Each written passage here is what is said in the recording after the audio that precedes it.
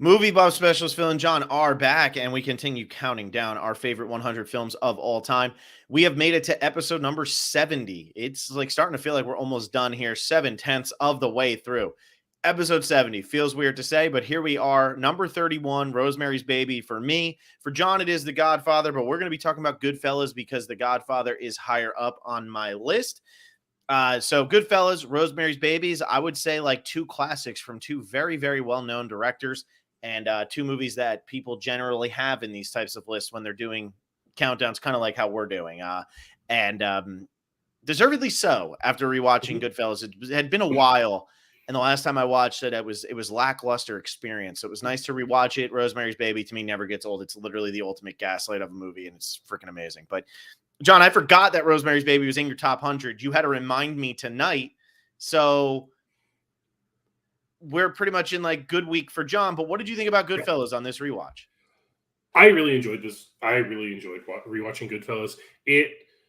Scorsese is so hit and miss for me. I mean, we talked about it with Taxi Driver. Like I respect what he does, but like his movies don't hit me that well. But Goodfellas on this rewatch, it had also been a long time since I'd watched Goodfellas as well, and it just holds up. It's really well constructed, and it's so different than the gangster movies that preceded it. Mm-hmm. I have it in place for The Godfather here.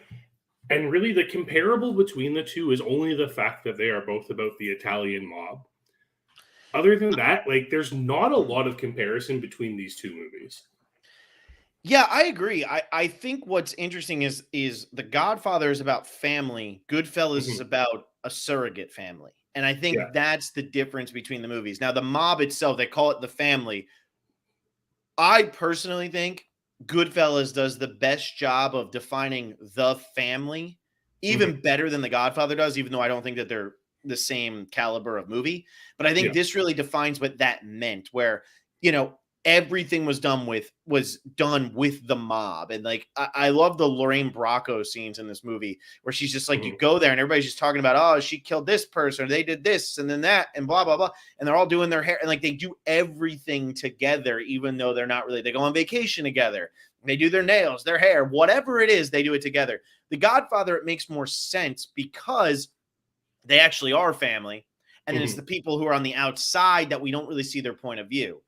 The Godfather's told from the point of view of people who were born into it. And Michael Corleone is obviously on the outside, working his way back in. That's my family. That's not me, but we see what happens. Goodfellas is 100% from the point of view of Henry Hill and whatever Hill, I forget what her name is, but his wife. It's all from their point of view. Because it's his story and then she'll take over here and there, but it's an outsider's perspective of trying to get in on this. And that's where this one differs. Also, though, time period is a big deal because this goes from the 50s into the 70s into the 80s, the death of the mob. Like, The Godfather was at the height of the mob. They owned everything. And we see, what's funny is if you really watch The Godfather Part 2 and then watch The Godfather Part 1, or, you can watch The Godfather in chronological order. They have it. So if you did that where you watched it in chronological order and then you threw Goodfellas onto the end of it and threw out The Godfather Part 3, you essentially have the rise and fall of the Italian mob in America because you're seeing in this movie the end of so much in New York, New Jersey with this family. And all of these people are real people. They have different names in this movie, but it's like, instead of being Jimmy the whatever, it's Jimmy like the nice guy or so. Like it's all so barely changed. They all have like the exact same names with like minor exceptions. But that time period is what makes Goodfellas so much different. Nobody was really dying to be in the mob in 1920, 25, 30, 35, whatever that was. Then all of a sudden it was like, wow, they have some power, but I'm not really dying. And then it started to build up what it was to be a gangster. And that's what Goodfellas is exploring, is that mystique and being involved in it. And then you're involved in it and you're like, what the hell have I got myself into? But it's the lifestyle. And I think it's a fantastic look at all of that. It is. And what Scorsese does so well is he captures that theme of like ambition and the dangers of ambition, because Henry Hill it's the opening line of the movie, right? As far back as I can remember, I always wanted to be a gangster. And he Scorsese sets it up to be this idyllic life. You're seeing all this crime and everything, but even when Henry gets busted for the first time, it's a proud moment for everyone around him because he's popped his cherry. And it's that surrogate family that Scorsese creates in this that really makes this so terrifying, because that's what gangs do, is they kind of prey on those people who are looking for that family. Mm-hmm. Yeah, and I mean, really, how different is the Italian mob from gangs that we see on the streets nowadays? It's really not any different, except the Italian mob owned everything, and that this Mhm. really shows that, and in a great way. But what's funny is, go watch The Godfather, and that was in 1972. So the Mhm. Henry Hill stuff was still going on, because the falling apart of this family wasn't until 1980. But go watch The Godfather in 1972. Vito Corleone sits down with everybody and says, do not get into drugs. Sonny wants to get into drugs, and he says no. And he says some other things that I'm not going to repeat on this podcast. Go watch the movie. It's pretty memorable. And he says, no, we're not doing drugs. What's the downfall of everything? It's the drugs. That is the downfall of everything. And the wiser, older people knew that that was going to happen. The younger people saw it as such a quick way to make money and the lifestyle that it came with it. And that was ultimately the downfall of the mob, or at least of this family and of many families. And the whole movie, they're telling Henry Hill, don't do it, don't do it, don't do it. And you just know he's going to go down that path, and there's nothing that you can do about it. Yeah, his ambition gets the better of him. It's really interesting because he's never making this play for power or anything like we do see in like The Godfather. Mm-hmm. It's never this play for power. It's just that sense of luxury that comes with being a member of the mob, and makes that quick buck, and he starts doing all these drugs things. And like you said, the downfall of the mob is because the narcotics officers are not the ones being bought off. They're not the Mm-hmm. beat cops being paid off by the mob. So you wrote in your review that like the end 30 minutes of this doesn't quite do it for you.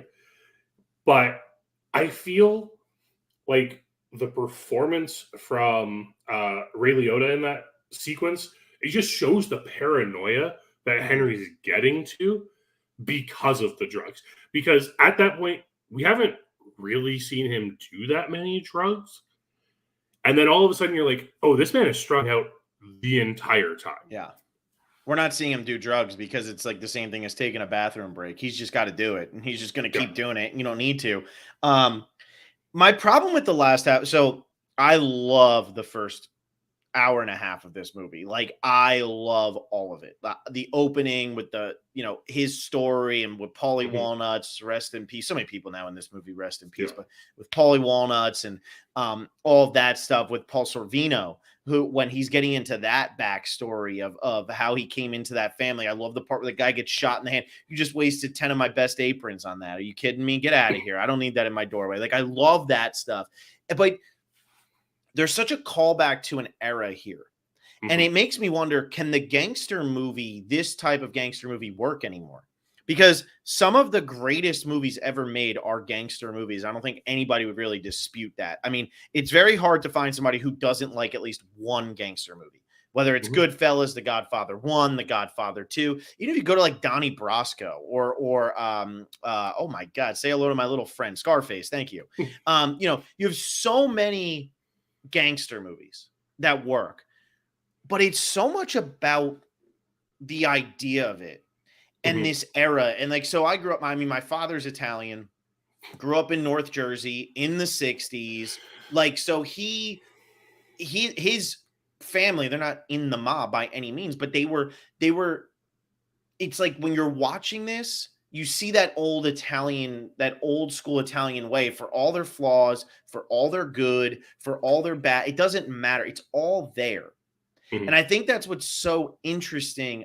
And what I miss about this is we're seeing in Goodfellas, you sit there and you watch it. Paul Sorvino's dead. Tony Sirico is dead. Ray Liotta has since died. Joe Pesci, 79. Robert De Niro, 79. Like, they're all old now and they're passing away. Paul Sorvino died. And when you sit down and you watch this movie, it really does remind you of a time that does not exist anymore. For good or bad, it reminds you of that time, and Scorsese captures that so well. I know that you asked about the end, and I'm getting there. All of that is what I love about this movie, what I love about The Godfather, what I love about The Godfather 2. Like, that's what does it for me. That's why I don't really like Scarface, because to me, Scarface doesn't have that element, which I wish it had. But that last half hour, to me, turns into a different movie. And I understand it's the day he gets caught, it's doing the countdown, it's all of that stuff, but it just feels like it's turning into a different movie. And it's a preference thing. I just personally would much rather watch a gangster hangout movie, which is essentially what this movie is. I would rather watch a gangster hangout movie than watch an actual problem. Because if you think about it, there is no problem in this movie until the final half hour. Everything before that, even when Joe Pesci kills the guy who's a made man, and now you know he's in trouble, but they buried the body, it stays on the periphery. Oh, did you hear about this? If you hear about it, you better tell me. That's it. They go to jail for however long, for that one period, 5 years, 1 year for some of them, but they're all eating. They're having a good time. It's a look at the life. It's like Raging Bull. It's a look at the life. And then the last half hour is like, here is a massive problem. It just doesn't do it for me. It's still a great movie. It's still phenomenal. I remember the last time I watched this, I was so aggravated by that it ruined like my view on the rest of the movie. And that was stupid of me because I haven't watched it in about a decade, and that was dumb because the first 2 hours are pure perfection, whether I like the last half hour or not.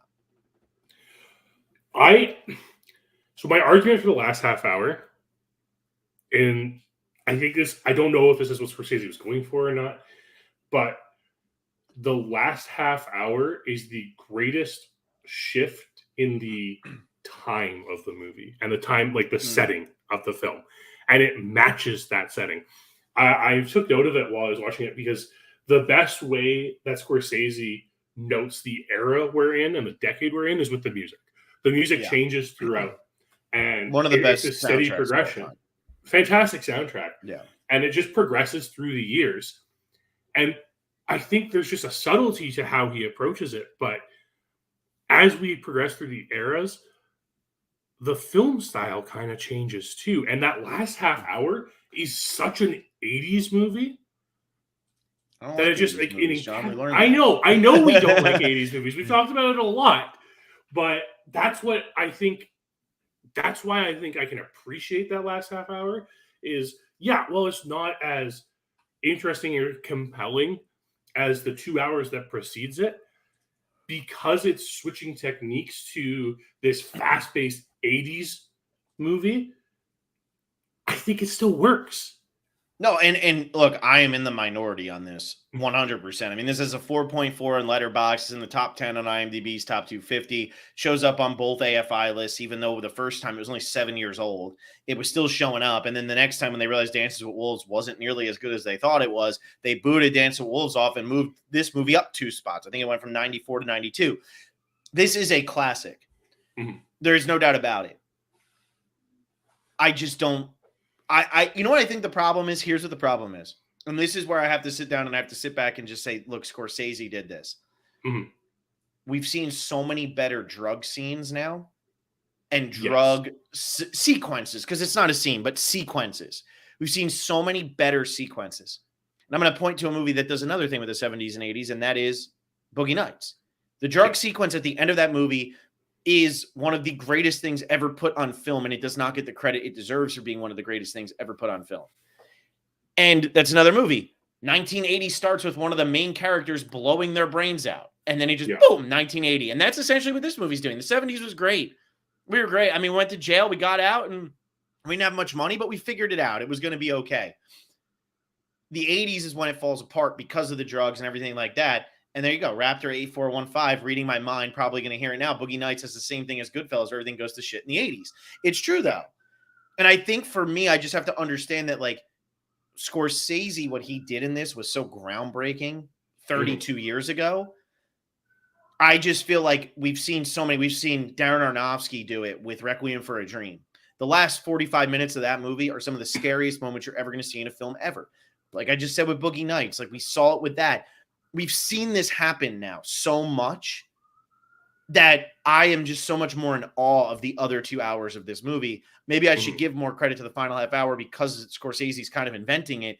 But the first 2 hours of this movie, there's not many directors who can do that. Tarantino can do that. Linklater can do that. Not with The Mob, but with something. We saw that with Once Upon a Time in Hollywood, Dazed and Confused. Everybody wants some. The Before trilogy, the Hateful Eight even.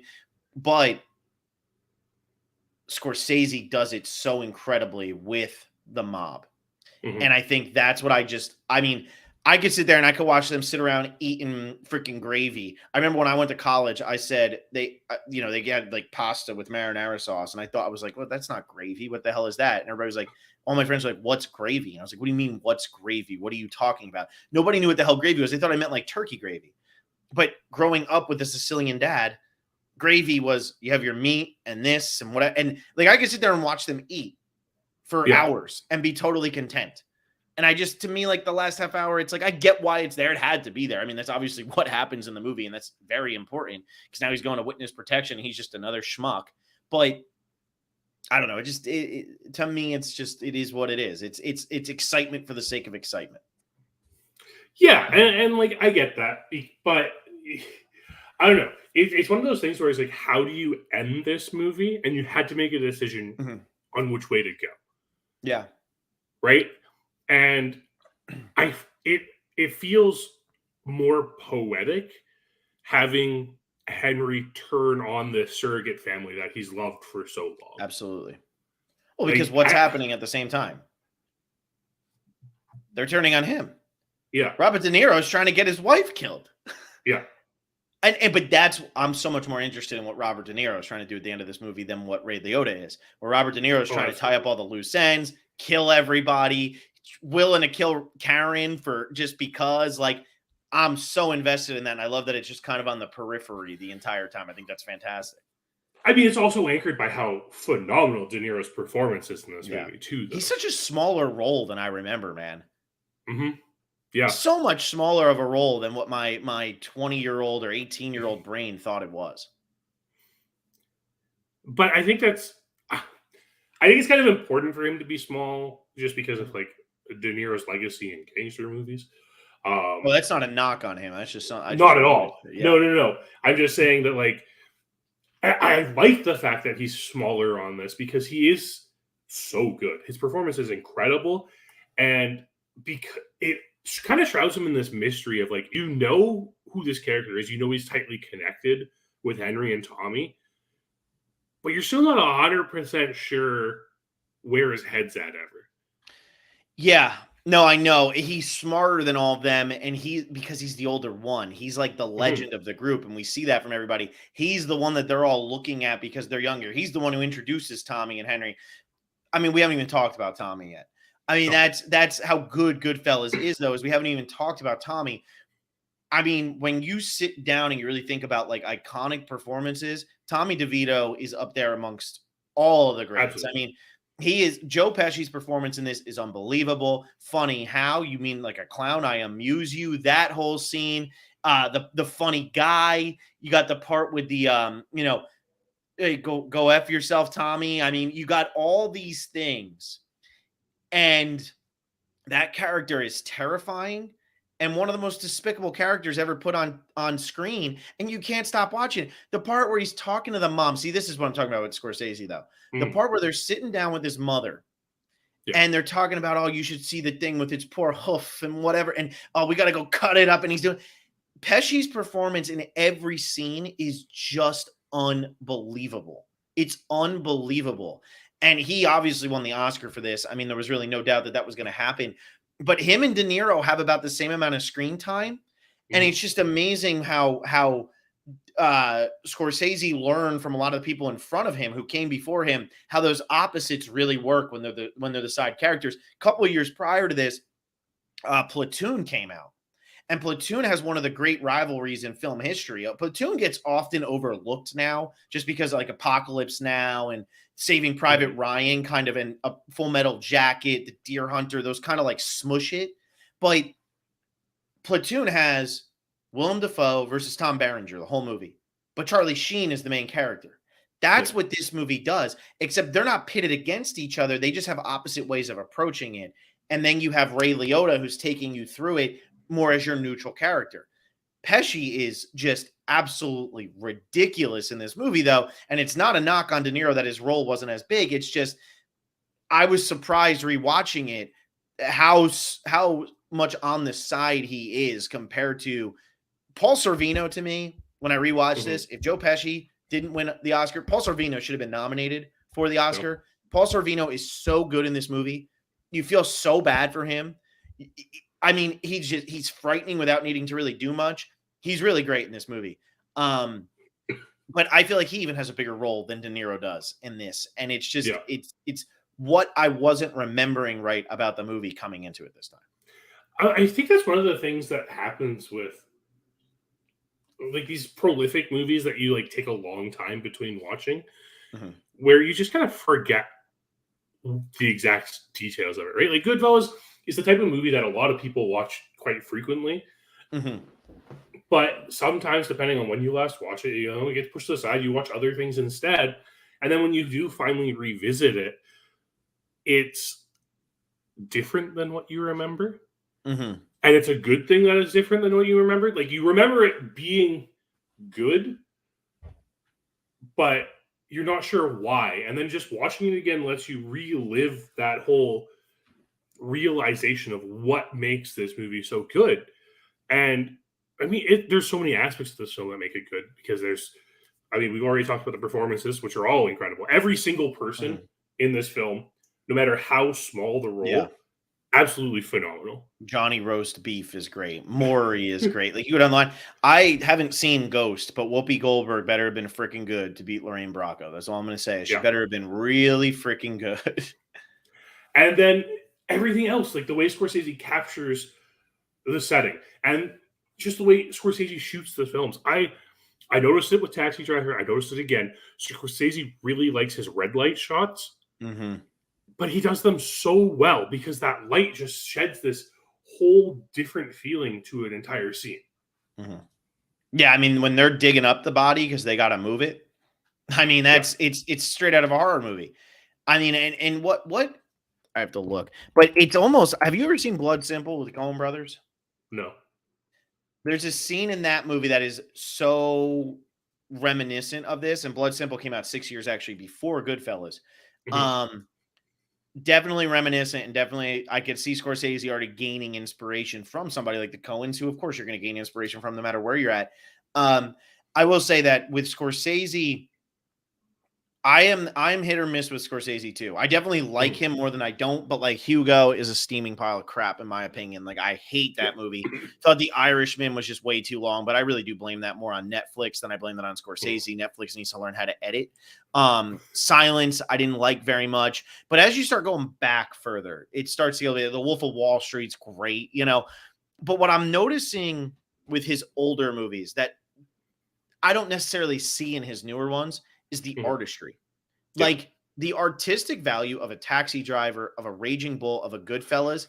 It's so funny to think about how popular these movies are because they are incredibly popular. These are not movies that are cult classics. Taxi Driver is more of a cult movie than the other two, but people talk about Goodfellas all the time. People talk about Raging Bull all the time. Sports media talks about Raging Bull, and then you turn around, what's your favorite movie? Like, it's some nonsense, like Major League or something. Like, people talk about these movies all the time.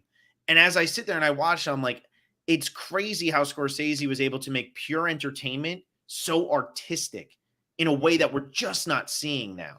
I mean, I'm talking like Scorsese, what he does with Goodfellas and Raging Bull is like what Peter Jackson was doing with The Lord of the Rings, where he was making it accessible to everybody and yet letting everybody else see the absolute value of these movies.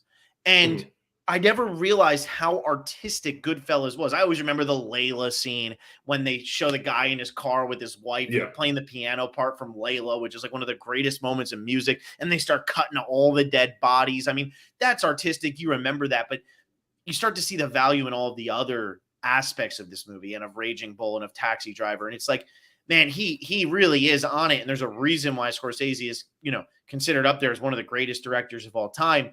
I just think like the movies of our generation that he's making, they don't live up to that in my estimation. Yeah, I agree. And I think I'm really benefiting on this watch of Goodfellas from having watched Taxi Driver recently. Mm-hmm.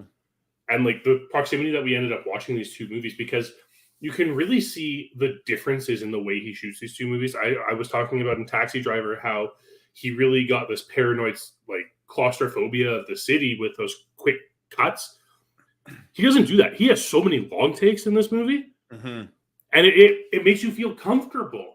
And that's what Scorsese really excels at. He excels so well at setting a mood in his films.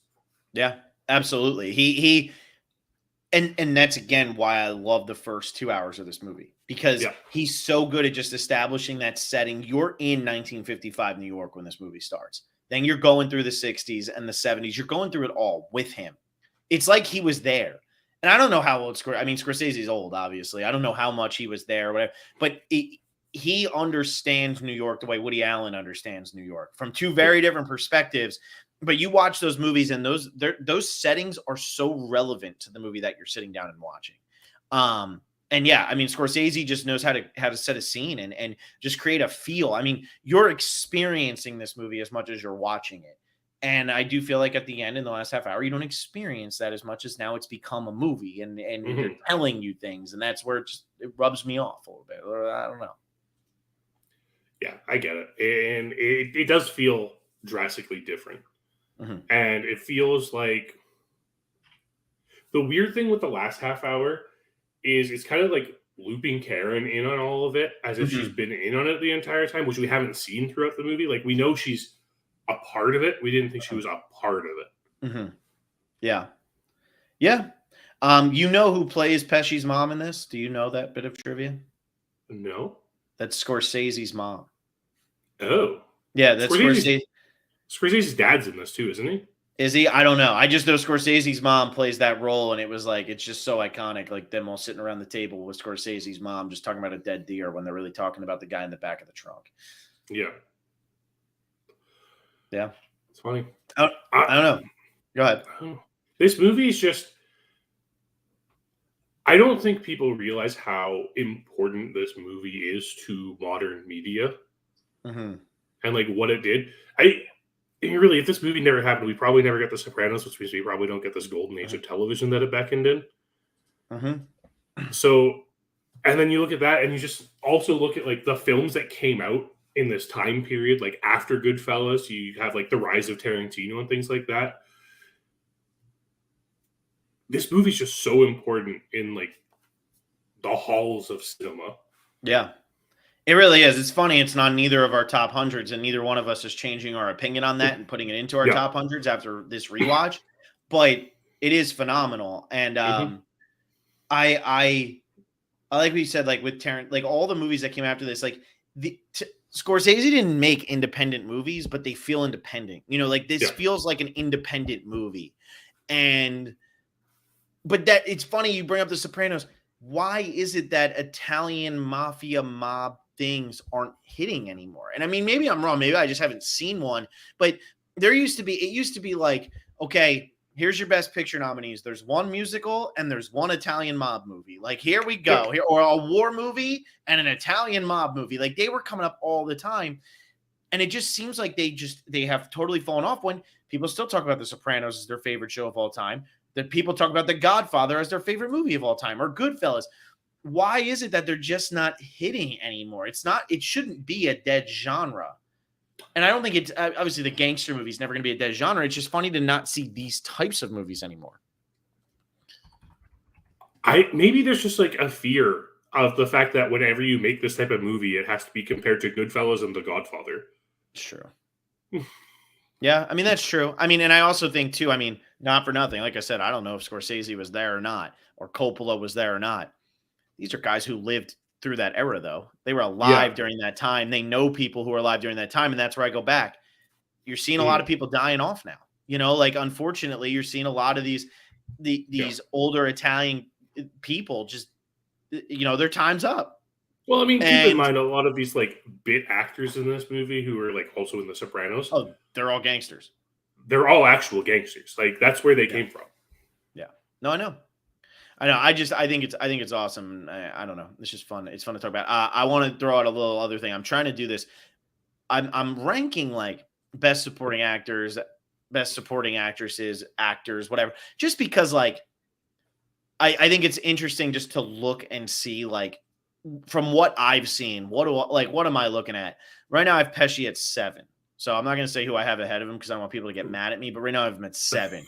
Um But yeah, I just think 1, 2, 3, 4. Wait, hang on. 1, 2, 3, 4, 5. I'm sorry, I'm at 6. I'm at 6. Okay. Best supporting actor though, out of all of them, I'm talking out of best actor, best actress, best supporting actress. Best supporting actor is the best category by far from what I've seen. Like I'm talking, I have Heath Ledger in The Dark Knight down around like 15 or 16. That's how good best supporting actor is compared to the others. I mean, look how many times we discussed best supporting actor on this podcast, right? It's just a category that we always have to mention because we always have films with people who are up for best supporting actor. Yeah. All right, John. We're moving on. What was the best thing you watched this week? I didn't watch much, but I watched Martin McDonagh's 7 Psychopaths this weekend. That movie, it's a fun movie. Yeah. It's really fun. Sam Rockwell's just so underappreciated. He is such a phenomenal actor. And it was so much fun watching all of these characters. And I mean, great performances. The cast for this movie is incredible with Sam Rockwell, Colin Farrell, Christopher Walken, and Woody Harrelson. Like, it's just an incredible movie. It's fun. It has this great meta commentary on like script writing and film in general. It's just a great film. Did you see In Bruges yet or no? I haven't watched it yet. Yeah. See, I think the problem with 7 Psychopaths, I like 7 Psychopaths. I think the problem with 7 Psychopaths is coming on the heels of In Bruges. In Bruges was such a classic, and you really got to watch it. It's really good. 7 Psychopaths, the movie that like has the least to say out of the McDonough movies, because then obviously it makes 3 Billboards Outside Ebbing, Missouri, and that's got a whole lot to say. I think that's where 7 Psychopaths got kind of lost in the mix because In Bruges was such like an out of nowhere hit, and then that didn't live up quite to In Bruges, and then 3 Billboards came, and it was like, oh yeah, Martin McDonough. Like, I think I like 7 Psychopaths. Yeah, but yeah, I mean, you must have had I like it. You must have had a slow week though. I did have a slow week. Well, I got In the Bedroom. It's the only movie since 2000 I haven't seen nominated for Best Picture now is Erin Brockovich. In the Bedroom was one that had been on my list forever. It's directed by the same guy who did Little Children, and I absolutely love Little Children, Todd Field. I had always wanted to watch it. I remember when it first came out, it was like, you're too young to see this, even though I'd been taken to the movie theater to see Gladiator the year before, and there's no nudity in this movie. I wouldn't have understood it, so I'm glad I didn't watch it. And then it's kind of a hard movie to find. And I finally got around to it. I bought it for 33 cents at my local library, not joking. 33 cents. That's American, not Canadian. And God, Tom Wilkinson and Sissy Spacek are so good in this. Like, I am saying Tom Wilkinson and Sissy Spacek are like above where my hand can reach on this camera. It's a simple movie. It's one that you're probably going to see where it's going, not too long, but it's frustrating. And it's almost like Todd Field knew you knew where it was going. So he was okay with taking the full 2 hours and 10 minutes to get there. And every step of the ride is frustrating and annoying. And I'm saying, like, Tom Wilkinson is just crazy. He lost to Denzel for Training Day that year. They were both up, but I haven't actually seen Training Day, so I don't actually know. Sissy Spacek lost to Halle Berry. Halle Berry was good in Monsters Ball. Sissy Spacek was better. It's one of those movies. It's such an indie movie. It's so small. There's not a lot of action. It all revolves around just like this one murder that takes place. The murder doesn't take place until so far into the movie that it's so well done. And it's got William Apother, Tom Cruise's cousin, who plays Ethan Rahm in Lost. So that's always a plus too. I really enjoyed it. It lived up to the hype and beyond. Definitely one of the best movies. And another movie just from 2001 that's just incredible. 2001 is like one of the great years for film of all time, and add it to the list. It's another one. Oh yeah, that's it. Let's get into Rosemary's Baby. We both have it on our top 100. I have it higher, so I get to do the intro. Number 31 on my list. I really love Roman Polanski's movies. You like how I did that little pause? Like I'm going to say I really love Roman Polanski's movies. I'm not Meryl Streep. I don't say I love Roman Polanski. I love Roman Polanski's movies. Roman Polanski, with what he was able to do with Rosemary's Babies in 1968. I mean, John had us all watch Repulsion when we were supposed to watch Rosemary's Baby, and it's so fun to see the transition. But Rosemary's Baby is such a disturbing movie from start to finish, and it's a horror movie. And I said to John, this is like my favorite pure horror movie of all time. And then I thought about it watching it this time. Is this a pure horror movie? Like, it's really not a pure horror movie. But all Mia Farrow wants is a baby. That's all she wants. She just wants a baby. That's it. All John Cassavetes wants is to be famous. And the way that plays off each other and the way that her naivete gets in the way of everything and the progress of this movie is just incredible. I mean, there's nothing scary. Oh, why'd they put this in front of the closet? Oh, that's interesting. I wonder why they put that in front of the closet. Who knows? That's a little creepy, but we'll find out.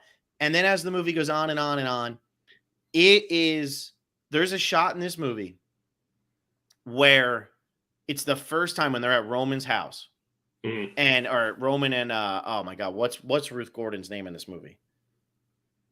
I can't remember her name. If you were wondering, she's who I have at number 1 for the best supporting actress list. I have her at number 1. I think it's just the best performance.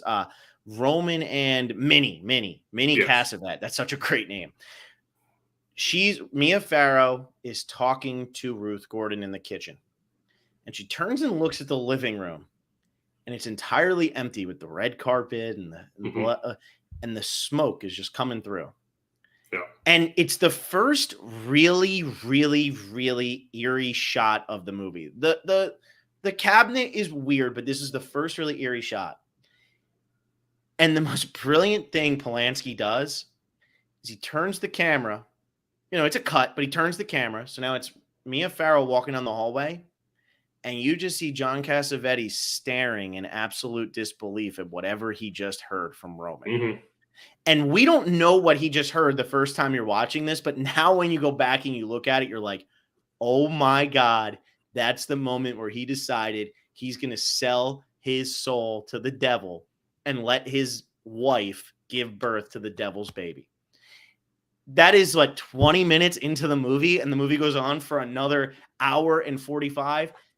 It's just such a phenomenal shot, such a phenomenal sequence, and it just stood out so much for me this time that I just had to talk about it because I was like, oh my God, like, yeah, that's the guy who directs Chinatown in 6 years. Like, that's the guy, like, it is just next level filmmaking, and it gives me chills. Like, it's just unbelievable.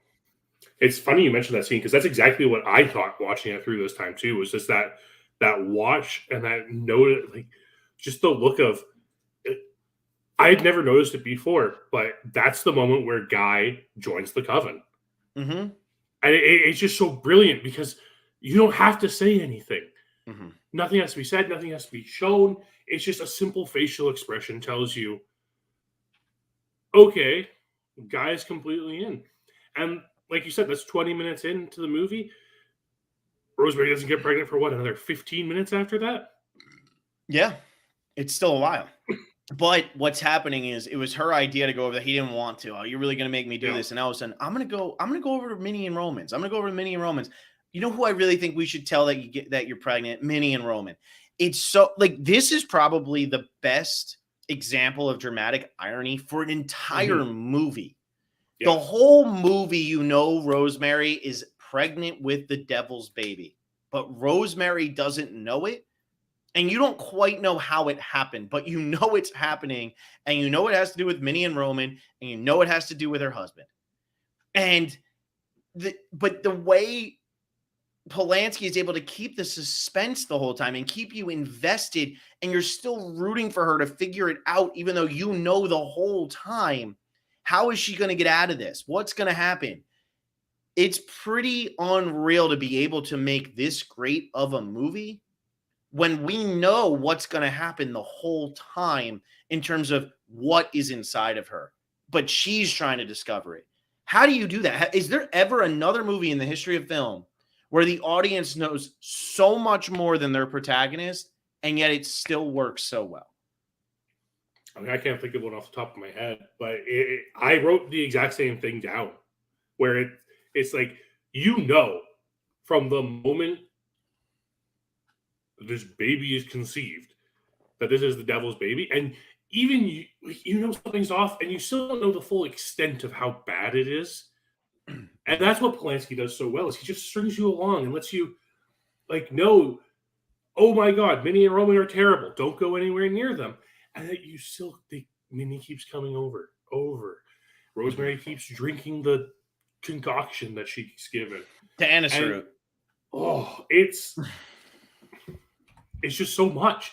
And Polanski just does such a good job of when it gets to the point where it seems like Rosemary's finally getting it. She's figuring it out. All of a sudden, the baby kicks. Mm-hmm. And then you're just filled with so much dread because you're like, no, you were so close, and now this is not going to end well. Yeah, she's not having pain anymore. Now she doesn't have to go to the other doctor. It's fine. But another movie, a lot of people now, this is 56 years old, 54 years old, whatever it is, might sit down and say, why didn't she just go straight to the other doctor right away? This is 1968. Women weren't doing that. Like, and we see that as soon as she goes to the other doctor, you're like, yes, here we go. Because we're watching it from 2022. In 1968, I can guarantee you everybody in that movie theater knew that wasn't going to work out well for her. They hoped it was, but they knew. Because what does he do? He goes right to the husband. Because you're calling the husband a witch and a whatever. You're going to a nut house. That's it. It's over. That was the time.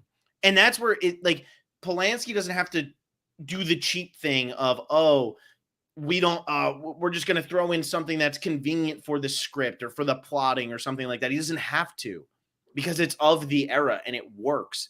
And that's why she can't go to anybody. She's in so much pain and all her friends are telling her, what are you doing? But it's at the same time, it's this cult is keeping her from seeing her friends, from seeing everybody else. It's making her stay amongst only them. Mm-hmm. Yeah, it's such a great look at just how cults work in general. And I guess 68 would have been like right when the cult scare was starting in the States, right? The next year, Sharon Tate is murdered by the Manson family. So like we're in that period now where cults are really scary, and it's that isolationism that the cults do. And Polanski does such a great job. I mean, obviously this is the middle entry in his Apartment trilogy. Mm-hmm.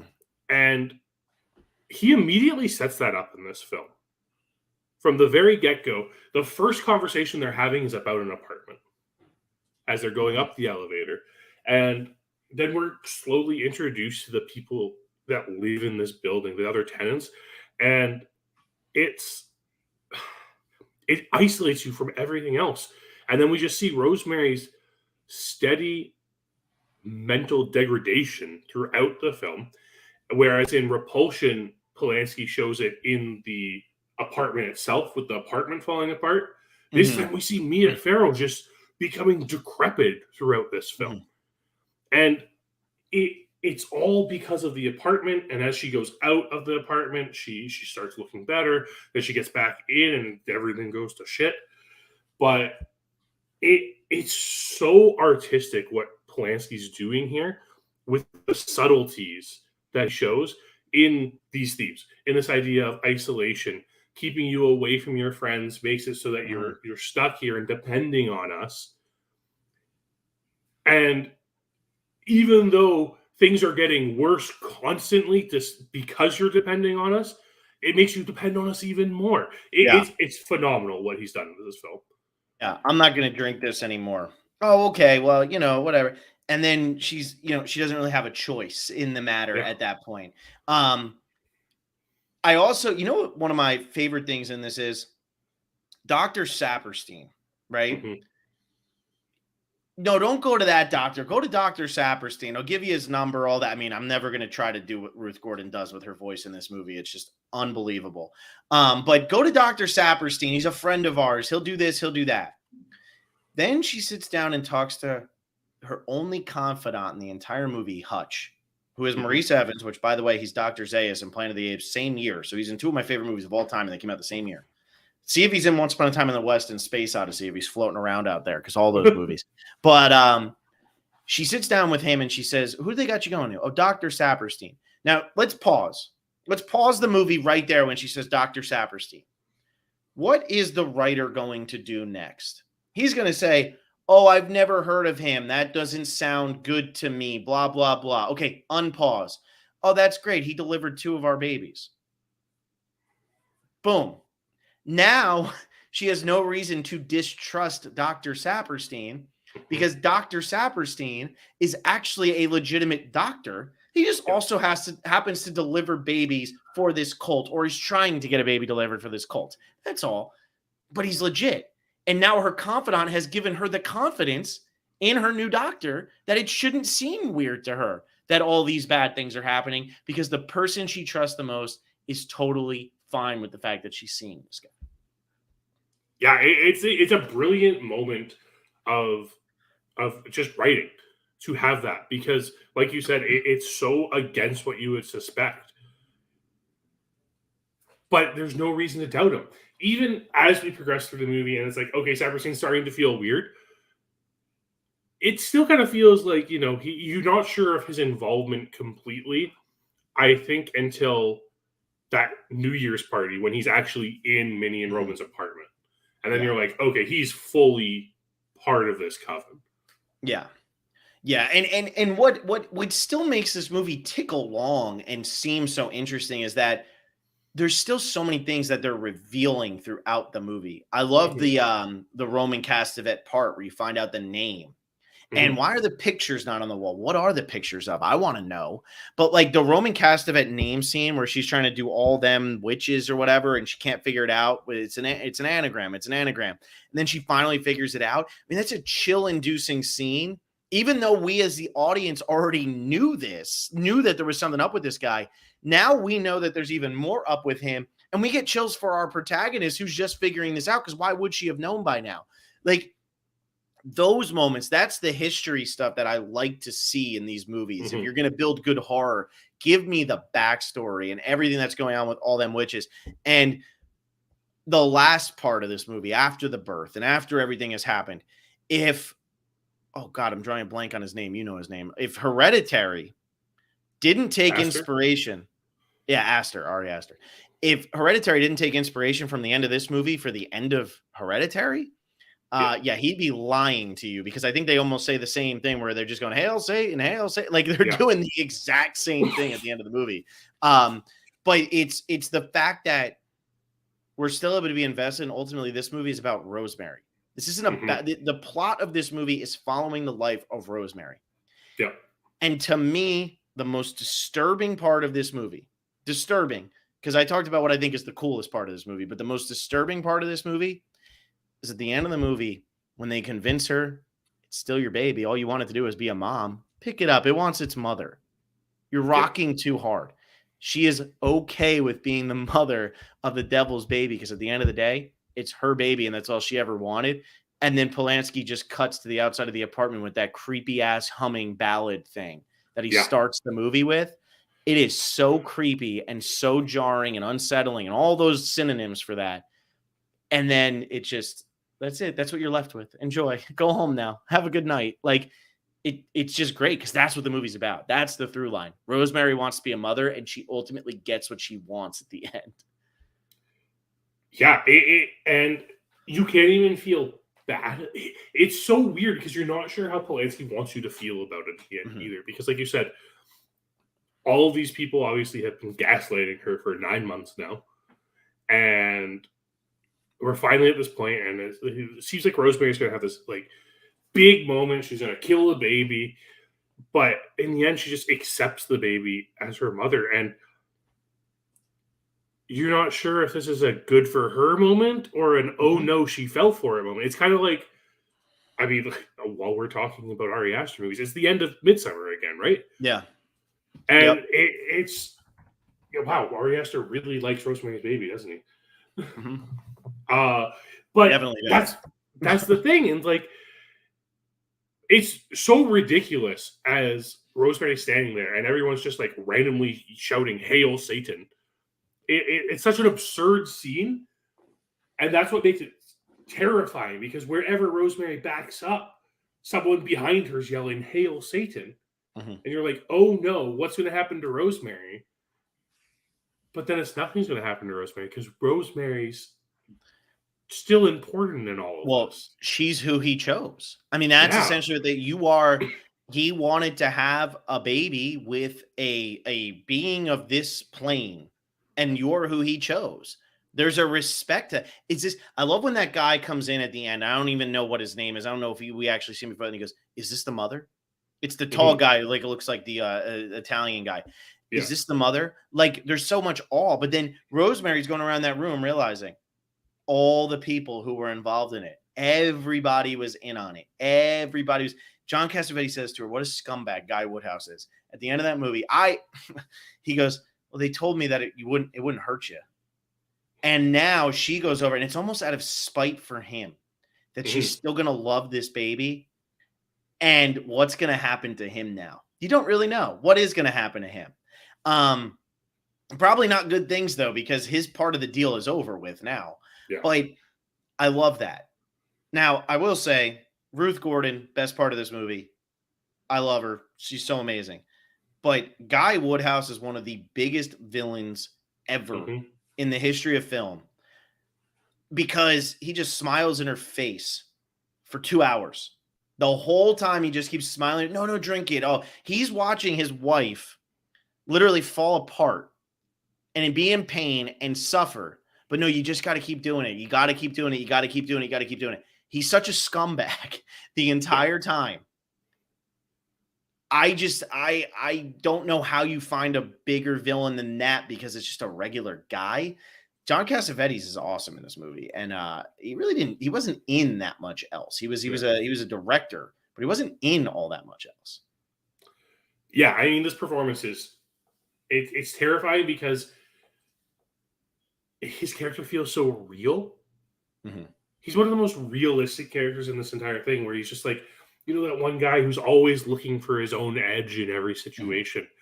I mean, he's a scumbag by the way he justifies, the scratches on Rosemary. Oh It's my like, god, dude. Well, another I, thing that's very of the era. oh, Nobody's for going to sit sure. down like you can't write that scene in 2022. That's for No, I sure. was like, oh, well, I just thought, you were kind of drugged. So I just like, decided to have sex with you anyways. Like It's that. called rape. And that's right. And it's just so disturbing. And you're like, wow, this guy's just an absolute scumbag. Yeah. And when you have that realization that he's the scumbag from the very beginning, it just makes him all the more villainous. Yeah.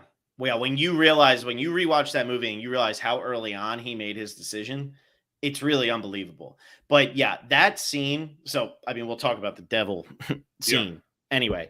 But it was phenomenal. oh, it's so Incredible, good. incredible sequence. But that scene where they wake up in the morning, listening to that dialogue in 2022 just made me like almost laugh because I'm just like, Oh yeah, wow, if that was a plot point in a 2022 movie, would never get away with it. It's a plot point in a 1968 movie. It's one of the greatest movies of all time. Now, I'm not saying that if that was a plot point in a 2022 movie, I wouldn't still think it was a great movie. I'm just saying I don't think somebody could write that right now and get that no, made by a studio. Like, I don't no, think you'd be getting Mia Farrow or the level of Mia Farrow at the time in that movie if you wrote that scene because she's like, oh, okay, that's fine. Well, I already cut my nails. It's so ridiculous. It's so over the top. But because we only have like 5-10 minutes left, that scene with the devil rape scene, there's really no other way to describe it, right? I mean, no, that's there what the isn't. movie, that's what the scene is. It's the devil rape scene. That is so haunting. Hmm. Everything on the boat and it's moving, and it's this and it's that. And it's now when it's like it is actually real and you watch that with everything. Another one, like pretty sure Ari Aster was pretty inspired by this scene with some of the stuff in Midsummer too. Just going to throw that out there. I think this was pretty inspired, but it's so hypnotic and you're drugged with her. Like imagine if she had eaten the whole thing. Well, she wouldn't have felt a thing. No, she can't feel it. I mean, you even hear Ruth Gordon, she can't feel it. So somehow they're all in this plane because of whatever they believe, whatever they do, it has gotten them there and they're all witnessing this. They're all a part of this. And that realization of this is real and how it's so haunting and jarring and terrifying and everything. And yet it never breaks out of the hypnotic element of it because you're still just as drugged as her. Raptor just said that's one of the few dream sequences that actually feels like a dream, but it's not. Yeah. Like it feels like a dream, but it's not. And you're all over the place. You can't focus. You're just whatever you're seeing. And that moment of just, this isn't a dream. This is real. And then you're like, well, is it real? And then she wakes up with the scratches on her. You're like, yep. I think we'll play the best part about where Rosemary says, this isn't a dream, this is real. And then we get like that Pope scene there to finish off the sequence. It's so important to that sequence. And I don't think it's really discussed much, but that little bit of the Pope coming and then giving the necklace, like her kissing the necklace on his hand, is so important to maintaining the feel of the ethereal feel and the dreamlike feel, despite the fact that Rosemary has realized it's not a dream. Yeah. You need that one last bit of imagery to keep it dreamlike, and then you can have her wake up the next morning. And it's a phenomenal sequence. It is just one of the most haunting sequences ever put to film. Yeah, and then it all leads up to this ending where she's so horrified by this baby. Brilliant move by Roman Polanski to not show this baby. What does that baby look like? Whatever the hell you want it to look like. Whatever's going on in your mind, whatever the worst creature you can think of, that's what the baby looks like. It is such a phenomenal move by Polanski because you put an image to that in 1968, people are going to laugh at you now. Or they're going to be like, it's not that bad, whatever. It's so smart. It's just so smart. Just give her reaction. Those aren't, he has his father's eyes. Guy doesn't have eyes like that. Oh, they're not guys. Guy's not the father. Like, just that, like, we don't need to see it. That's enough. That gets the point across. We know how terrifying this thing is. And that's what makes it all the more gut-wrenching that she's okay with it after that. Yeah, this is my baby now. The direction, everything. And like Polanski's one of my favorite directors. I haven't seen all his movies. I haven't even come close. But like this, Chinatown, which I have coming up later. I already talked about The Pianist, which is back there. I think Repulsion's very good. Knife in the Water is a great movie. Like Polanski, when he's cooking, he's cooking. He's another one, though. I mean, obviously with the allegations and everything that came against him. And are they even allegations or is it charges or crime? I don't even know. Like, was he convicted? He was convicted, right? I think he was convicted. But everything that came with that, obviously, it's going to make it harder for him to make movies. And he's another one kind of like Scorsese, where I feel like his newer stuff, like after The Pianist, it just doesn't get to that same level. There's some good moments in there, like The Ghostwriter and things, but they're not great. And Rosemary's Baby is just a next level horror movie, and it's just totally different. I love all of it. And you have to think, this is a movie. So as I was talking about with Once Upon a Time in the West last week, Once Upon a Time in the West doesn't get any Oscar nominations, anything like this. This movie, no Best Picture nomination. I mean, 1968 is crazy because the 4 best movies of that year weren't nominated for Best Picture. And no Best Picture nomination, no directing, none of that. But Ruth Gordon wins for a horror movie. For a horror movie. That's how good Ruth Gordon is in this movie, though. And this movie was so popular that Ruth Gordon won the Oscar for this, despite the fact that this movie was not a Oscar movie in any way, shape, or form. She was still so good that they couldn't help it. They had to give her the damn award. Yeah, I mean, her performance is just incredible. From the moment you first see her on the sidewalk as she's coming up to Terry's body, from that moment, you just know everything about this character, and you hate her, but you love her so much. Oh my God. I was just going to say that first shot of them. I'm so glad you brought that up. The first time we actually see Minnie and Roman, that low angle shot of them walking and he's got the cane and Terry's laying dead on the sidewalk and it's, are you Minnie and Roman? And it's the first intro to them after we've heard them yelling at each other and we hear them like summoning pretty much the devil. All of that going on, and that's our first shot. Oh my God, it's so freaking iconic. It's just so iconic. I love it. I mean, I just can't say anything. I just love that scene so much. And Ruth Gordon her husband is very good in this too. Like her husband is so good. I forget what his Breckmeyer or Blake Meyer or something like that. What is his name? Sidney Blackmer. That's it. He is so good and he's so smooth too. But Ruth Gordon just has you on edge the entire time. She won't leave her alone. She's in her face the whole time. She's got the loud, annoying voice. Everything about her is just so over the top. And Rosemary can't get away from her no matter what. And we know how evil this woman is. And she's just there the whole time. She's like Hannibal Lecter. Yeah, I mean, that's kind of like the brilliance behind this character is Minnie Cassavetes is just the annoying neighbor that you always want to get away from. Mm-hmm. Like, it's already this despicable character, and then you throw on top of that she happens to be a witch who's wanting to bring in the devil's baby. Like, and the other haunting thing about this is Rosemary's not the first attempt. Yeah, that Terry failed. Yeah. That Terry was definitely what they were trying to make happen, and it didn't work. And we're not really sure if Terry. I love the fact that Polanski kind of leaves this open ended as to whether Terry like figured out what was going on and kills herself, or if it was a accident. As Roman puts it, as he comes up, and I think this is the most hilarious part of this entire film. The cop's like, "Well, I hope you're ready for some bad news because she's dead." Mm-hmm. It's like, oh, that was not subtle at all. Yeah. And the two of them don't even really react. Oh, that's no. Terrible. And Roman's response is, "Oh, was there an accident?" Yes. It's like, do you know something here, Roman? Yeah. And like the cops just like not questioning it at all. It's like, are the cops in on this too? I know. And that's the thing. That's the thing that this movie builds to is that idea. Like when we get to that right before the pregnancy, where Rosemary's going to Dr. Hill, and then you're not sure who's in on the conspiracy. On a rewatch, you're just like, well, who is in on the conspiracy? Like everybody could literally be everyone. I mean, her other doctor could have been in on the conspiracy. Who knows? Like, I just I had it in my head and I totally lost it. But the Terry thing. See, this is another thing where like it's 1968. This movie comes out. Now we have the benefit of going back 54 years, and we know all the horror movies that came after this. And all I can think about is she's lying on the ground there. Is Jason Miller jumping out the window at the end of The Exorcist. Mm-hmm. And he jumps out the window because the devil's inside of him.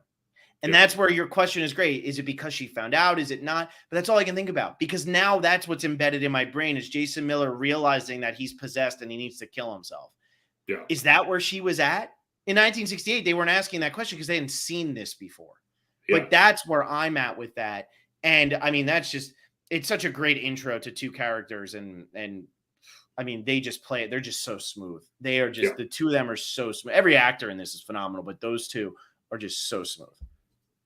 Yeah. It's the culmination of all of it, but without these two, like this movie isn't as good without these two. Yes, Polanski still makes a phenomenal movie. We probably still have anything, but it's the performance from these two that really kind of puts this over the top. And like, we didn't even talk about Mia Farrow's performance in this movie. Yeah, I know. Well, it's hard to know what else to say, right? Yeah, I mean, and like that's how good this movie is that we can talk about it for half an hour straight and not even mention the phenomenal performance from Mia Farrow. Mm-hmm. Like it's just such an iconic movie that I think it's at a time now where people are starting to revisit it again, where it because it fits more where horror movies are at now. I think more people are discovering this movie for the first time now. Yeah. And it's a great thing because it is an all-time classic. Yeah, I agree with that. I think people are starting to, get back into this.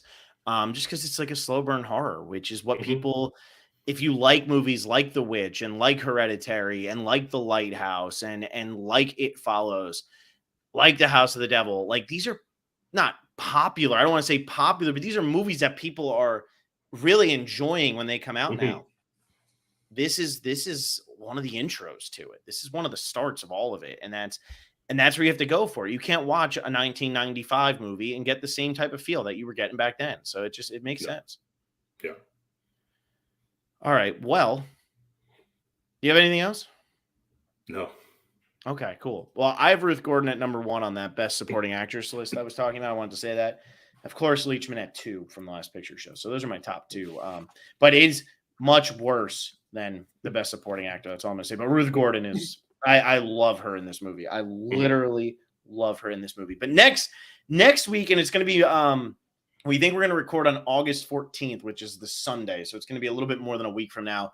We're going to be talking about Fire Walk with Me, Twin Peaks, Fire Walk with Me from 1992, and Little Miss Sunshine from 2006. We're getting into our top 30 now. Twin Peaks, Fire Walk with Me, obviously the follow-up to the half-completed Twin Peaks, and Little Miss Sunshine, the follow-up to everything that wanted to be Little Miss Sunshine without knowing that, because they all came out before it. Little Miss Sunshine is just that coming-of-age movie. But that's going to be a lot of fun. That's on the 14th. John, let's rip through our last 10 because we did just close out another 10. We are now into our top 30. So why don't you close out from 40 on down to 31, and you can say what replaced what when you have to. I don't Yeah, have to do that once this time. let me just grab the list quickly. Oh yeah, you better. I wasn't Well, I'll do prepared for mine it. I should first. have been prepared for this. I'll do mine first. My Okay. number 40 was The Shining. I replaced it with Barry Lyndon. My 39 was Before Sunset. My 38 was The Pianist. My 37 was Ordinary People. My 36 was The Usual Suspects. 35 was Wally. 34 was The Royal Tenenbaums. 33 was Taxi Driver. 32 was Once Upon a Time in the West. And 31 was Rosemary's Baby. It had been a while since we actually talked about Barry Lyndon because it was so long ago. And actually, you used Barry Lyndon. I used The Descent. I have I that in the did wrong use order. Barry Lyndon. I used The Descent. If you haven't watched The Descent, that's actually what mine was. Go watch that. But John, what were yours? So my number 39 was Dr. Strangelove, which I replaced with Barry That's Lyndon. your 40. 40, sorry. Yeah. Was Dr. Strangelove replaced with Barry Lyndon. 39 was Rosemary's Baby, which I replaced with Repulsion. 38 was Battleship Potemkin. 37 was Once Upon a Time in Hollywood. 36 was The Fellowship of the Ring, which we replaced with Seven Samurai. 35 was Ivan's Childhood. 34 was Psycho, which was replaced by Halloween. 33 was The Blair Witch Project. 32 was Man with a Movie Camera. And 31 was The Godfather, which we replaced with Goodfellas tonight. Wow, John, you had to replace 5 of your movies in that 10-movie I stretch. did. And then you got another one in 2 weeks. Oh, my gosh. Well, that's because you had to catch up to all mine. I had so many lower on. Yes. But that's crazy. I didn't realize it was all 5 were in that 10-movie stretch. We only have, I think, what do we have left? We have 1, 2. We have 3 more replacement movies left. That's it. 3 more replacement movies left. One will be happening in 2 weeks. The other will be happening in 5 weeks. And the other one happens much further on when John replaces Casablanca with Midnight in Paris. But anyway, thank you all for listening. As we've said on here before, patreon.com/Survivor Specialist. If you want to be a $1 patron, we're having conversations about movies in the Discord that we have. You can join the Discord for $1 a month. That's all you got to do. And you can come in there, chat about movies, any other rankings, anything fun like that. If you want to, you don't have to, but hey, it's there. That's it, though. We'll see you all